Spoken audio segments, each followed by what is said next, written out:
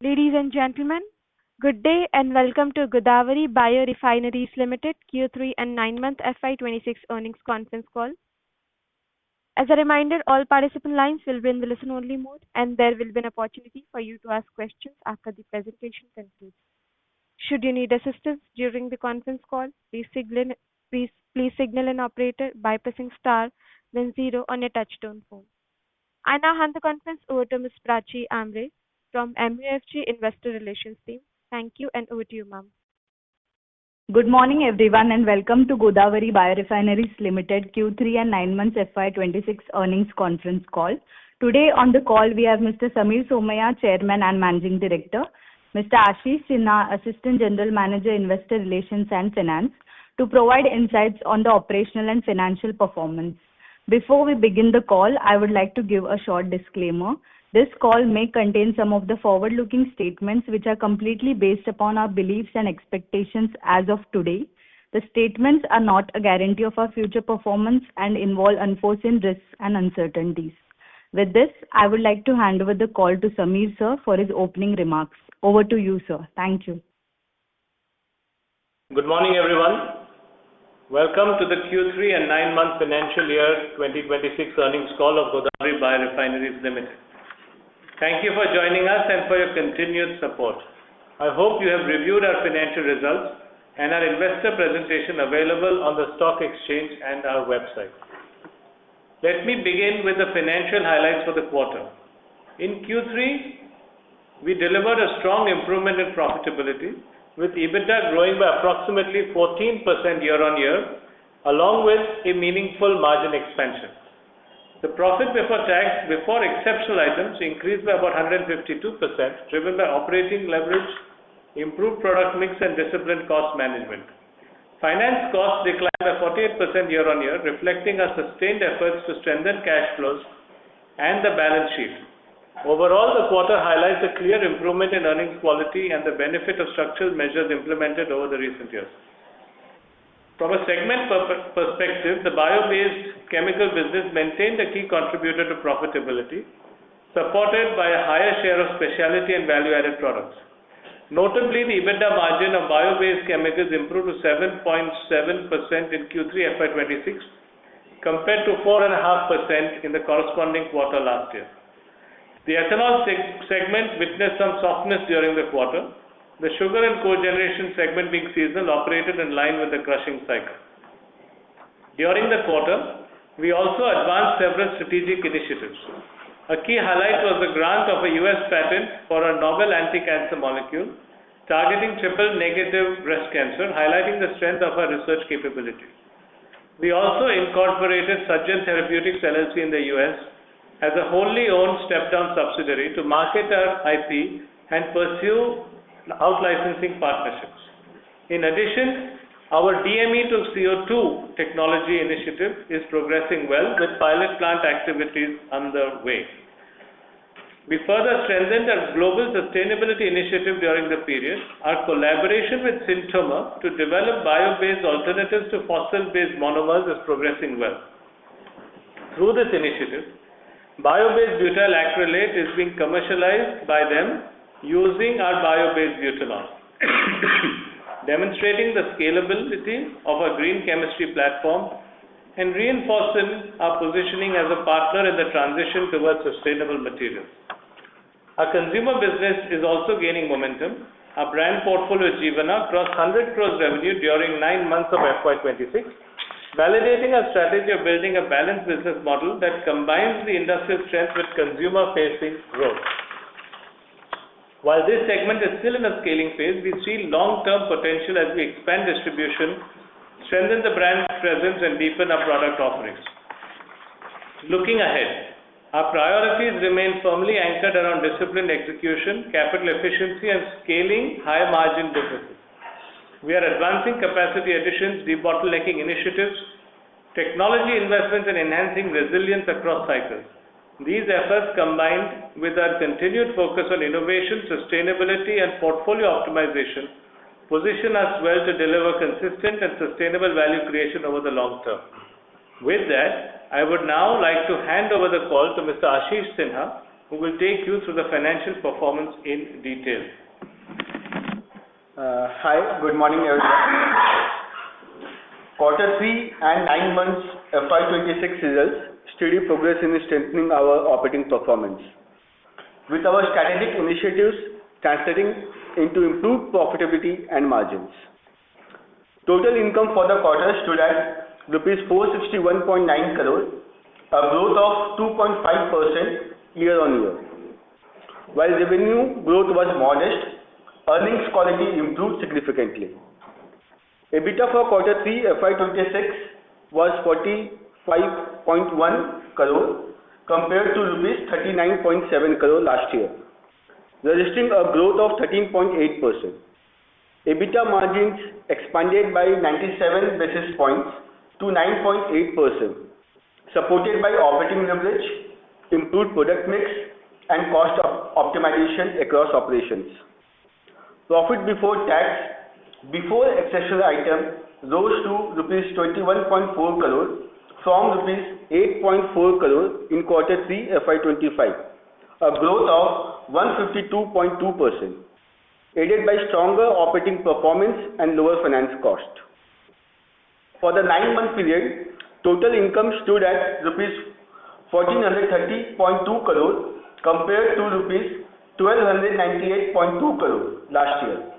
EBITDA improved to rupees 47.2 crore from a marginal loss of rupees 1.4 crore in the previous year, with margins strengthening to 3.3% from negative levels.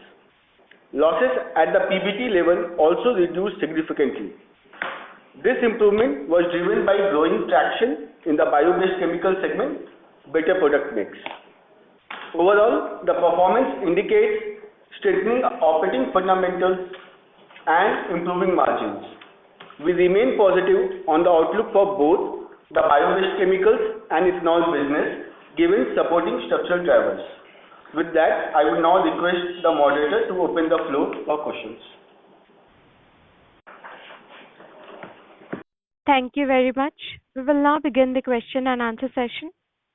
Anyone who wishes to ask a question may press star and 1 on their touchtone telephone. If you wish to remove yourself from the question queue, you may press star and 2. Participants are requested to use handsets while asking a question. Ladies and gentlemen, we will wait for a moment while the question queue assembles.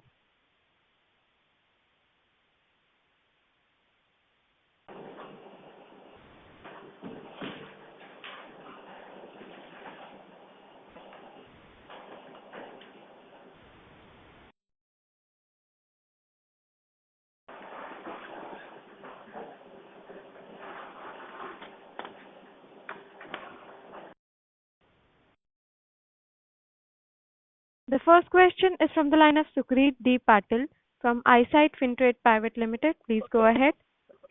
Good morning to the team. I have two following questions. The first question to Mr. Samir is, as GPL scales bio-based chemicals and ethanol, how do you manage risks and uncertainty around future feedstock availability and evolving blending mandates? What strategic choices will ensure the company stays strong, if policy or demand shifts over the next 1 to 2 years? That's my first question. I'll ask my second question after this. Thank you. May I ask you just to repeat your question slowly? Yeah. So in a gist, I am asking about how you will handle risks in feedstock and regulations in the future, not just the current growth guidance. Got it. Thank you. So, let me first thank you very much for the question. I want to respond by talking about, you have asked questions about feedstock and you have talked about policy. And I assume you are talking about this for the ethanol program? Yes, correct. Okay. So the feedstock risk is being mitigated by adding the additional maize/grain-based facilities.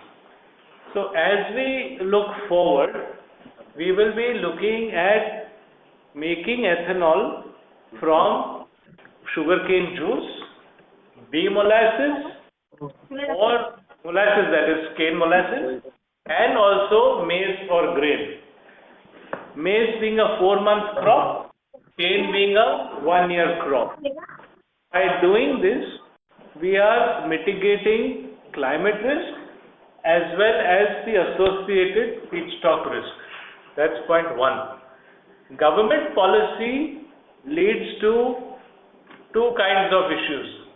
One policy could be how they alter the pricing when it comes for ethanol delivered from the various feedstocks that they get. Once again, by creating a fungible multi-feedstock distillery, it gives us flexibility to optimize our production and delivery of product based on the prices that they declare. The other issue that government policy can be would be the blending mandate, and secondly also what the demand supply gap can be. So the government may increase the blend or it may keep the blend the same, but demand may go up, what I will say, in line with the increased auto market or the fuel consumption. Our ability would be to maintain flexibility in feedstock to deliver that product, as well as we have also got capacity to make ENA, which also goes into the market, so that if there is a surplus of our production versus demand, we can maintain capacity utilization by that market as well. We also supply ethanol to other segments such as the pharmaceutical segment and other segments. And just to say that our chemical division also is a consumer of ethanol, and looking at the way the market progresses, we can also look at making ethanol for our own use should the economics prove beneficial. So I hope I answered that first question of yours. Yes, thank you. Should I ask my second question? Yes, please. Yeah. My second question to the CFO is, again, a forward-looking one. Looking ahead, how will you structure GBL's balance sheet and cash flow discipline to withstand commodity price swings and working capital cycles? What financial signals will guide the capital allocation between ethanol, chemicals, and sugar to ensure a predictable earnings over the next few quarters? I just want to understand your point of view and plan of action on this. Thank you. Thank you for the question. For the capital allocation, so what we have communicated to the larger audience also to achieve the 3x EBITDA and by FY29, we have assumed the capex, estimate the capex of 25 crores, out of which what we have planned, the maximum 75% would go for the bio-based chemicals and the 25% allocation would go for the ethanol side. So just to reiterate what he is saying, what we are doing is optimizing or adding a maize-based facility in ethanol, and the other investments that we are looking at is looking at increasing capacity of bio-based chemicals as we go forward. Thank you and best wishes. Thank you. Thank you. Before we take the next question, a reminder to all the participants that you may press star and 1 to ask a question. The next question is from the line of Prateek Shah from Investing Alpha. Please go ahead. Hello. Hi, sir. I hope I am audible. Yes, you're audible. Yes. So my first question is, given that OMC tender allocations become binding supply obligations for the entire ESY, the ethanol supplier, so once awarded, how is Godavari preparing operationally and even financially to service these mandate volumes, especially in period where margins are under stress due to rising cane cost?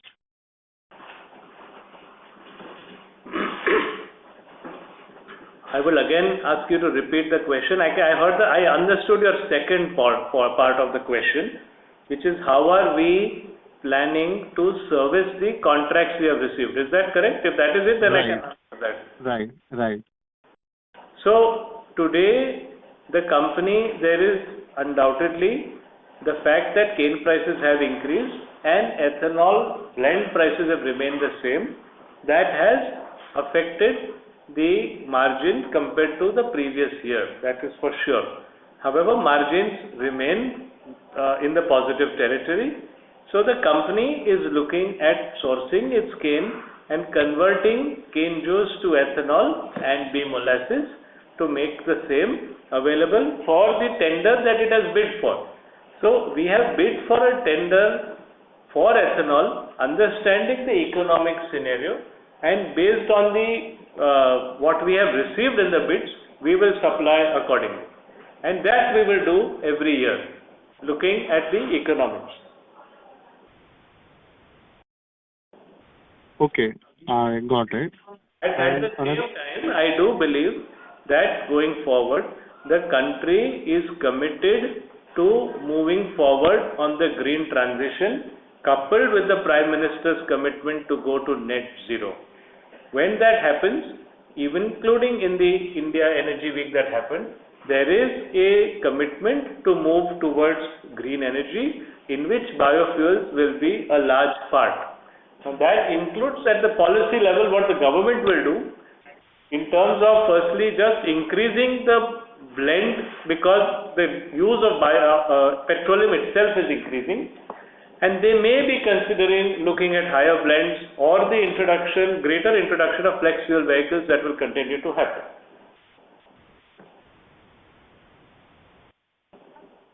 Okay, I got it. So another question is, so could you explain the key reason behind the delay in commissioning the grain-based distillery, and how this impacts your capacity utilization plans for the upcoming ethanol supply year? And additionally, yeah, please continue. No, the commercialization of the grain-based facility was expected in this quarter. There has been some delay in the receipt of equipment from the vendor. That is now expected in the month of March, which is next month, and early April. So we are now confident of the commissioning of the same by next quarter.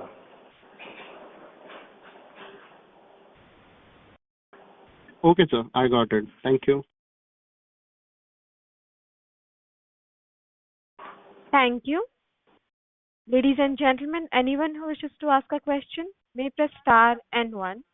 The next question is from the line of Raj Patel from RK Capital. Please go ahead.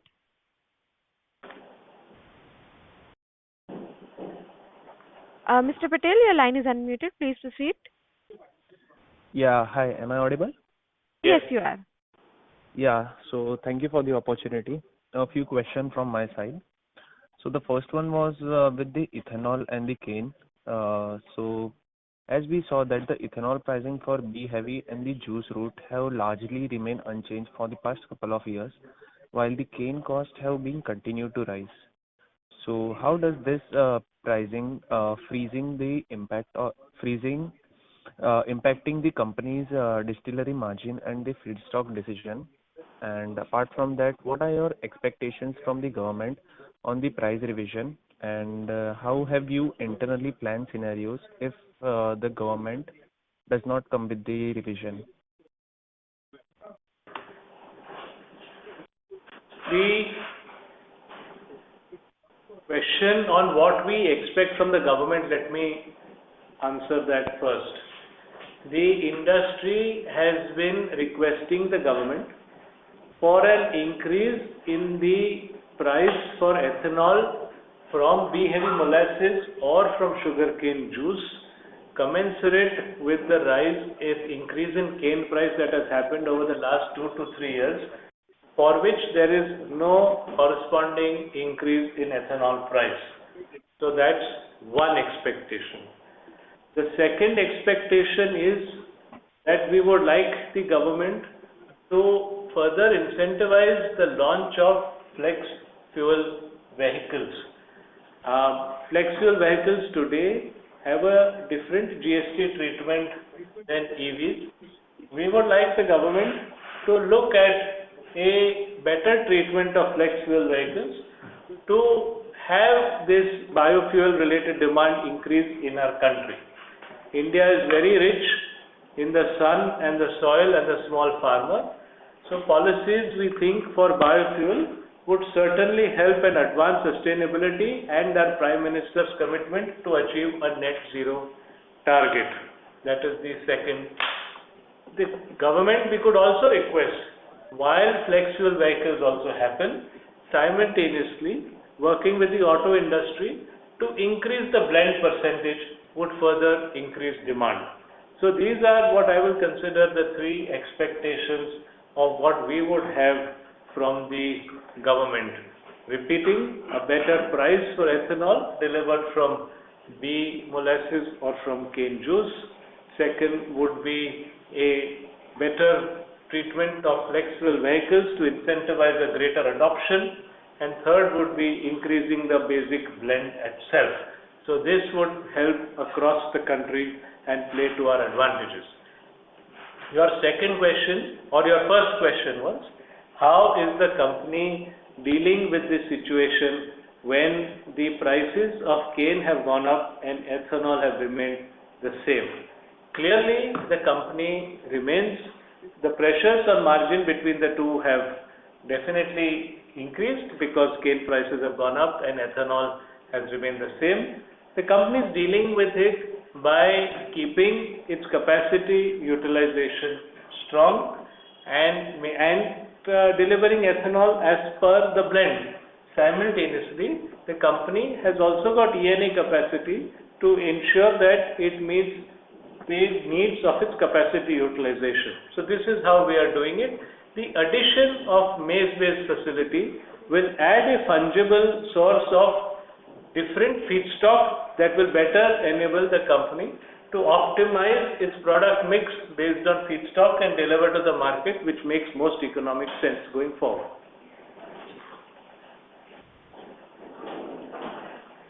Thank you, sir. That was really insightful. My next question was with regards to the spec chem. So as we saw that the spec chem have contributed 62% of the chemical basket in 9 months FY26. So just wanted to understand what are the company's midterm target for this share and how specific product line are expected to drive the next phase of the high margin growth? We would like to thank you for the question again.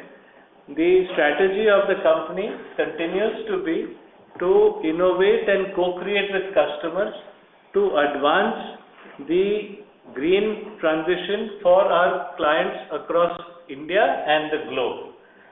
This is a exercise, what I will call a patient exercise, where co-creation means we work with customers in India or abroad and look at the current fossil feedstock they are making, see what kind of product we are making from a green resource, and see whether the utilization of that feedstock in their supply chain helps improve their green transition and in many cases also improve product properties.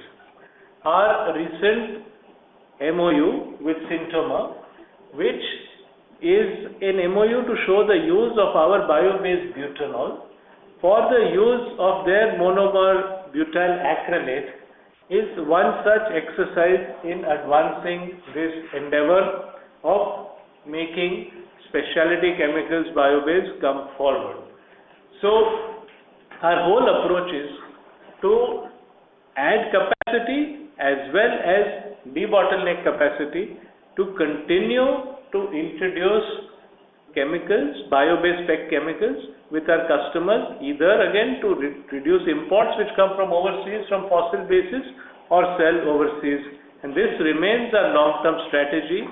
We continue to see commitment of customers across the globe, as Synthomer has just shown. It is also an exercise in working and persevering and co-creating with them, because when we create these are durable relationships that will last a longer time. Got it, sir. That was all from my side. Thank you and all the best for the future. Thank you. Thank you. Participants who wish to ask a question may press star and 1. The next question is from the line of Dhananjay Bargodia from Alchemy. Please go ahead. Hello. Hello. Hi. Good morning. We can hear you. Good morning. Firstly, congratulations on your new initiative. Just wanted to understand how are the cancer cell in terms of the molecule, how are we on that? And the new food product we were discussing, how is that coming along? I heard your first question on cancer. I'm not sure about the second. The food product business. Okay. So again, thank you for the question. The company is advancing well in the development of its cancer molecule to find a solution to treating triple negative breast cancer, which is currently the hardest to treat breast cancer variety. So what we are doing, we have finished our safety trials and are preparing now to apply to the CDSCO for conducting preliminary trials for efficacy in patients. While we are doing that, we have also now created a fully owned step-down subsidiary called Surgeon Therapeutics in the USA with a CEO and the chief scientific advisor on the board on that company to help find partners for us to be able to out-license this molecule. The two efforts of working towards seeing our preliminary efficacy trial, and also to find partners for out-licensing this are meant to go hand in hand. So this is something that we have done in this last quarter and preparing for the... Okay. And so then what is our right to win in this? Can you repeat the question? So in this cancer search, where a refinery company in ethanol, how are we, like as an analyst, supposed to understand what is our right to win? Because there will be a lot of global players also with much larger budgets trying to do something similar. So Godavari has always been an innovation-led company, and chemistry and biology has been our strong suit. Now, over the last 15 years that we have been working, our total expenditure for developing this cancer molecule has only been about 18 crore rupees over all these years. So we have been, what I will say, very frugal in our investment towards this. If you look across the world, then companies spend lots of money to take a molecule from preclinical into clinical. So we are happy to state that our molecule has passed through all its preclinical tests, which starts with cell lines, then goes into small animal testing, and also come into clinical trials and finish the safety test successfully. Now, we are not a pharmaceutical company. Our aim is to find large companies or small who are ready to out-license this from us while we do a preliminary efficacy study to establish that it is having better outcomes for those suffering from triple negative breast cancer.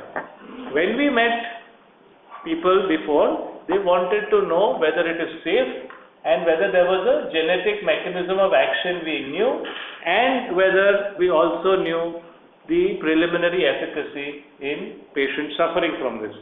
In the last couple of years, we have established that it is safe in humans, one, and second, we have also found the mechanism of action. So these two are done. The third step would be to show that it is actually working in humans like it has shown to have worked in animals, and if it does, then people would be ready to out-license it, and that's what we would do, only utilizing our chemistry and biology and science skills to take forward. And okay, sure. We could speak offline. I had some more questions. And so regarding the food business, how is that coming along? How are we working on that? So the whole aim for us, if I go back in time, was to transition from a company that is selling sugar in the wholesale market to transition to sell sugar to customers, B2B as well as B2C in a brand and also to put associate products in the brand. Over time, we are now having a very good portfolio of B2B customers whom we work with that helps us have long-term visibility in sugar and have that market. And secondly, our brand Jeevana also has now been developed well, which is now selling quite well, and we have just crossed 100 crores of sales in the first 9 months. The idea was also to sell related products in the Jeevana brand, such as brown sugar, such as jaggery, and other products that we are doing. So this is there to show ourselves stability and growth together in a market such as sugar, which combined with working with, as I said, industrials and B2B and the brand, gives us greater stability and growth in the market. Sure. So this is more a journey to become more value added instead of selling just basic. Now we can, and just to understand how are we doing in terms of outlets, how is the distribution reach been, anything along those lines? I don't have the number of outlets to. Go ahead. As at December 25, we are operating at approximately 7,500 plus outlets, which is in the last quarter it is 7,000 plus outlets. So we are keep increasing the outlets. Sure. And so how much are we looking to spend on this channel? Because see, this is a little competitive sector. There are already quite a few large incumbents in this. How are we looking to do this? Our aim is to always look at whether we are adding value to the overall product basket and looking at value in terms of also overall price stability. You see, when you have a branded product, the prices of the brand are sticky, going up and going down. And we wanted a little more stability in the way we approach the market and growth in the product itself. And so so your question is restricting to the brand, or you're talking of overall sugar market? No, for the brand, and how much are we willing to spend on that brand building, and how are we planning to see that? Because our food products are something which we've been talking about on our PPTs also. So how are we thinking as a company regarding the same? So we are being frugal in that expense as well, continuously benchmarking with the business we do in the other selling of sugar, whether we do it in the open market or we do it with institutional sales, or we do it when the export market opens up. So we are frugal. Our objective is clear, to have brand visibility and to make sure that we have stability and growth in a market where we are seeing sugar supply and demand issues. So we want to carve out a place for ourselves where there is a demand for our product, whether it be the brand or whether it be an institutional purchaser. Okay. And so going we're not burning cash on this, if that is your question. Yeah, that's what I want to understand. How much, so we're not burning cash on it, and how much are we willing to see to steadily grow in this business? We might need to do a lot of capex to grow. So any thoughts on what numbers that could be? Otherwise, it won't be meaningful for us then. We are not burning cash on this. That's a straight question, straight answer to you. We are growing the business and not burning cash on it. Okay, fine. And incrementally, how much are we willing to spend on this business? It would be single-digit crores if you want an answer like that. Sure. Done. And it's a pleasure, and thank you so much for this. Thank you. The next question is from the line of Pankaj Prasoon from HNI Investments. Please go ahead. Good morning, Samir ji. Good morning, team Godavari. Good morning.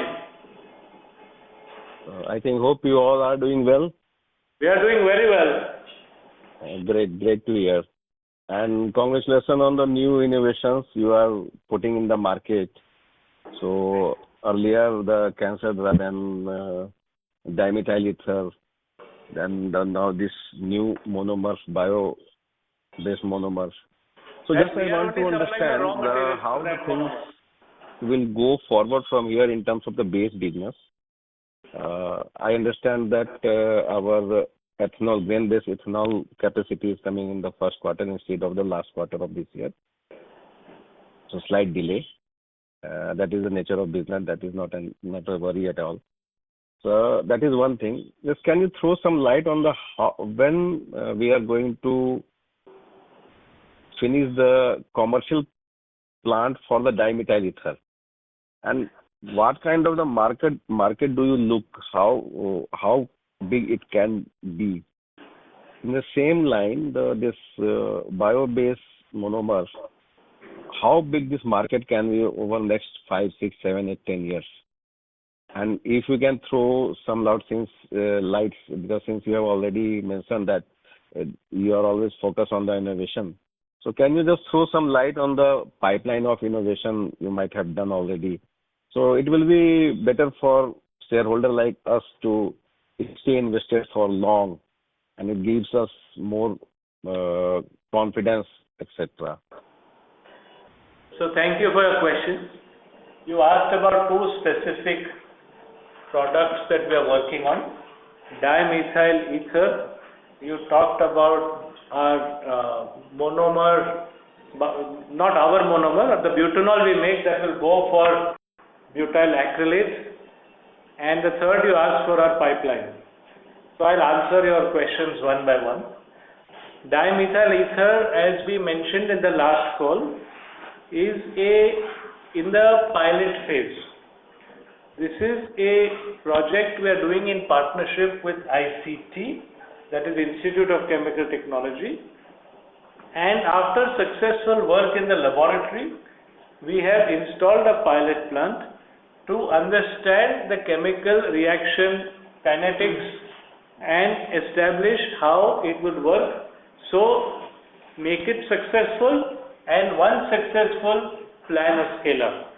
So the project is currently undergoing pilot trials and progressing. So that's point one.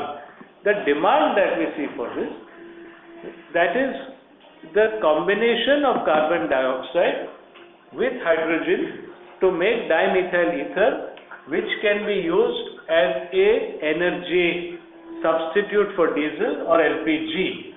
That is its largest demand, although it can also be used as a chemical intermediate. There is great interest in this technology because it is a platform technology. Platform technology in the sense the whole world is looking at two things.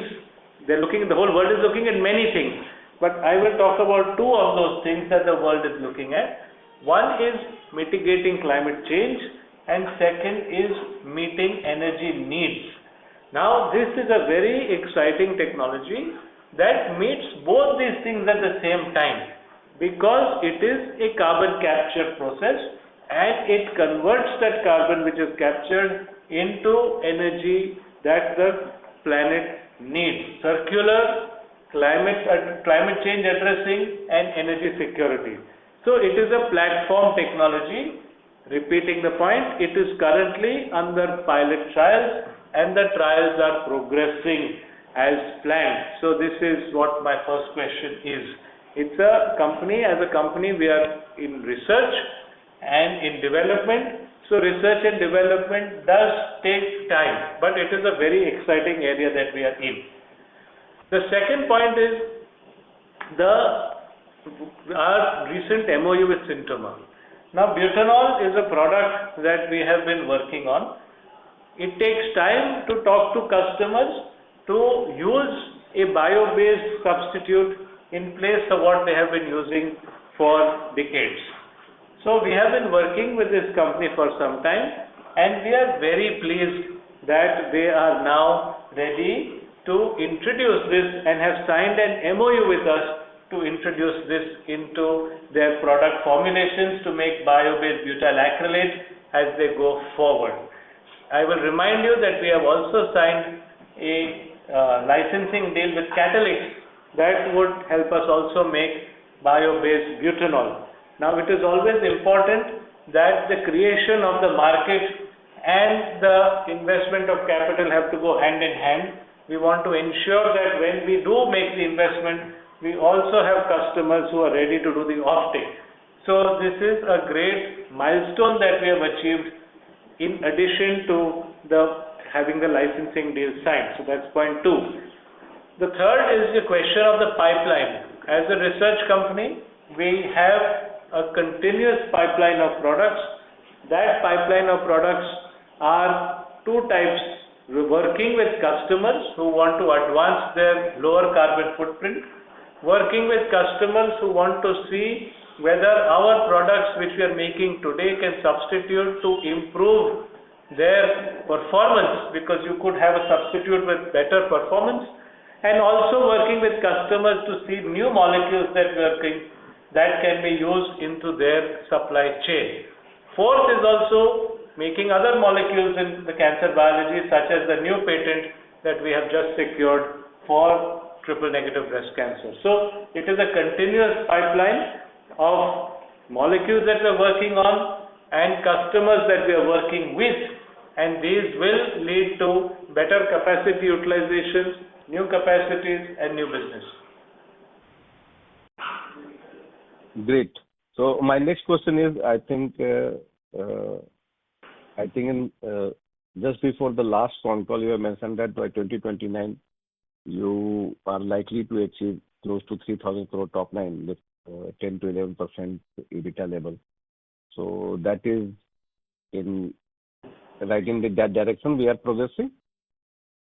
We had said that we would achieve a 3x EBITDA in 4 years' time, exactly, and we are working towards that goal. Yes. Just to highlight the 3x EBITDA with FY25 numbers. Yes.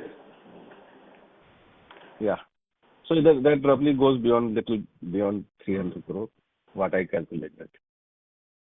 So we are not privy to your calculation, but we are working towards what we had said.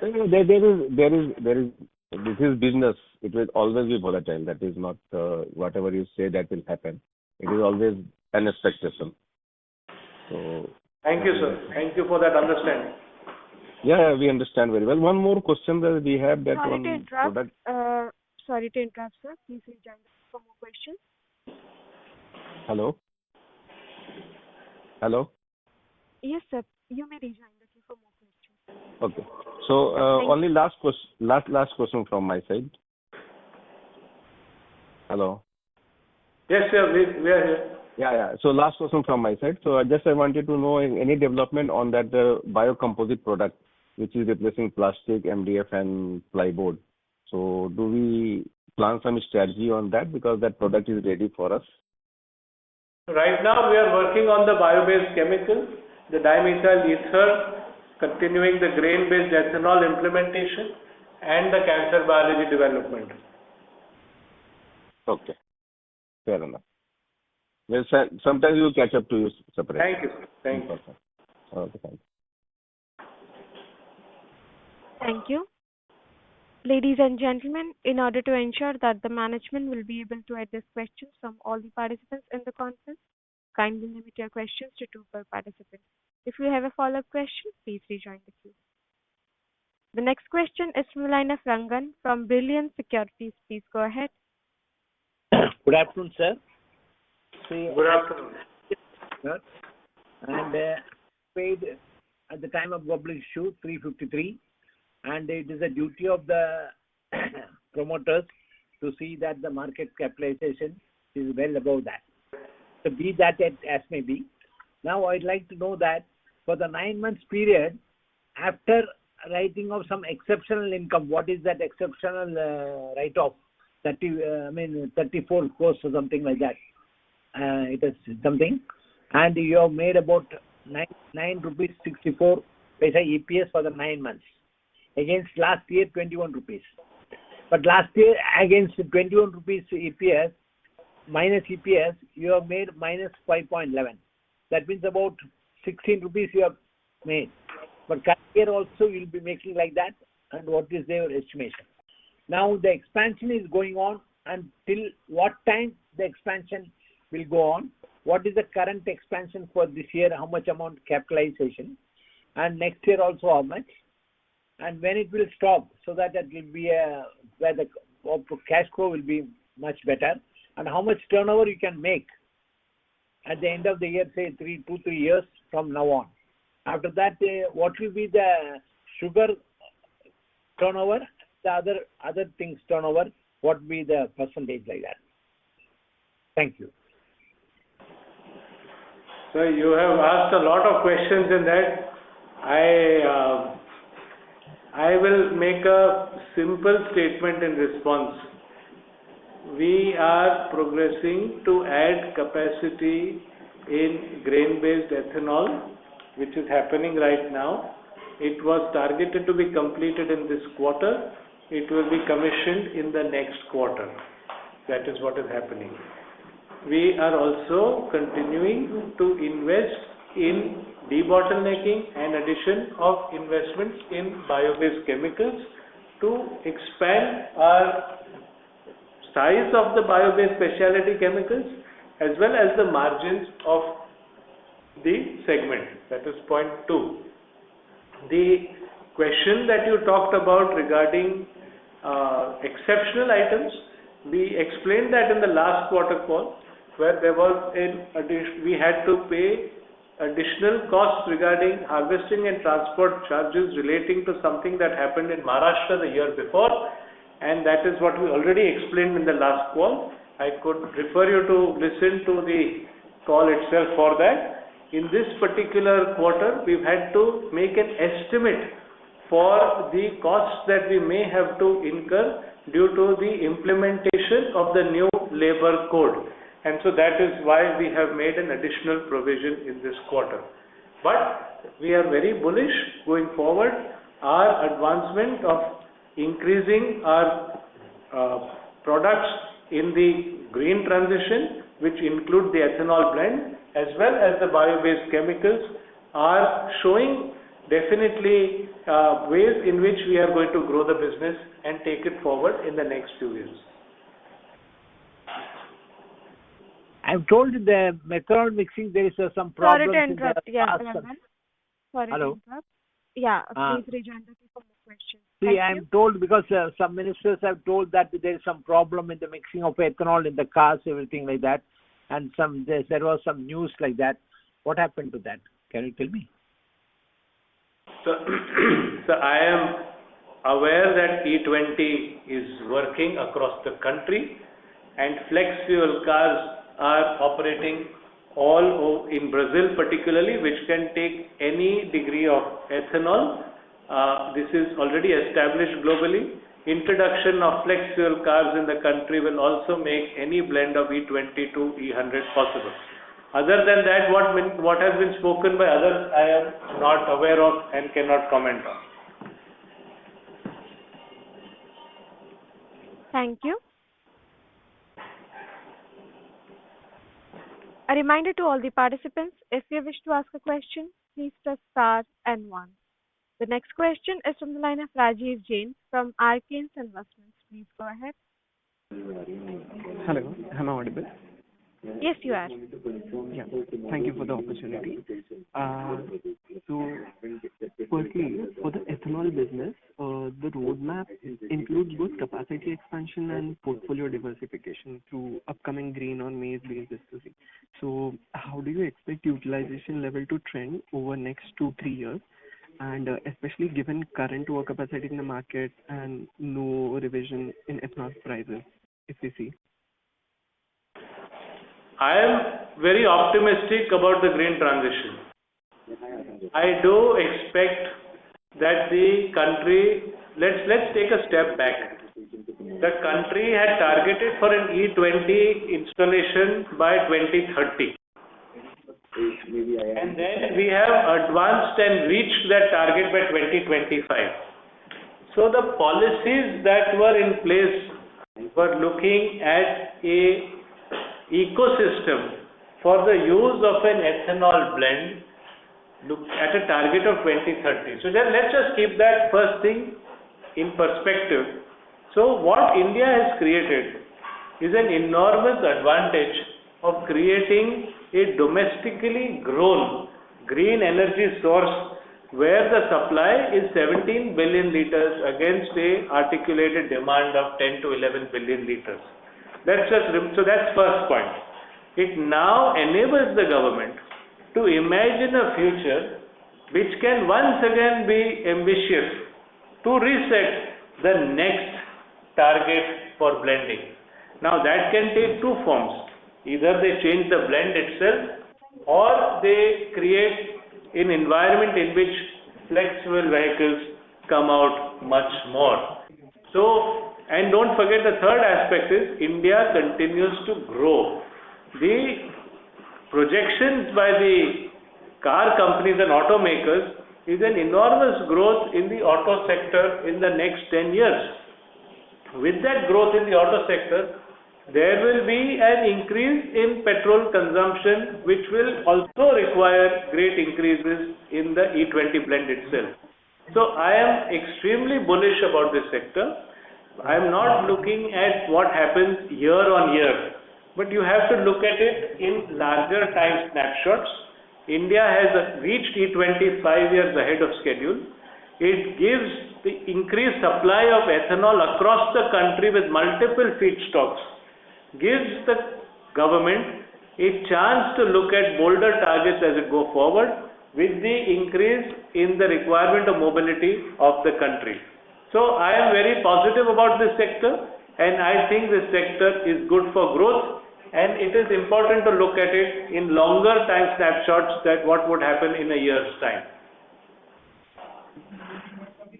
Understood, sir. Understood.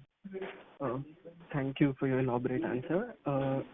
Secondly, with our presence now across 7,500 plus outlets and entry into multiple new states, so what is the retail expansion roadmap for FY26, and how does the company plan to strengthen their shelf presence and repeat purchase behavior across general trade, modern trade, and e-commerce platform as well?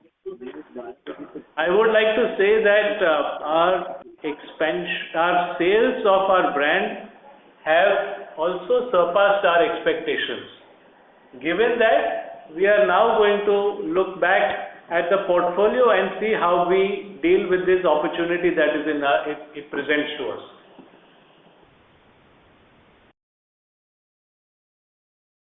Did that answer your question or not? So my answer to you is, we reached this 7,500 outlet a little quicker than we had imagined. So now with the success of reaching this, we are now going to go back to the drawing board to see what we should do next. All right, sir. Thank you.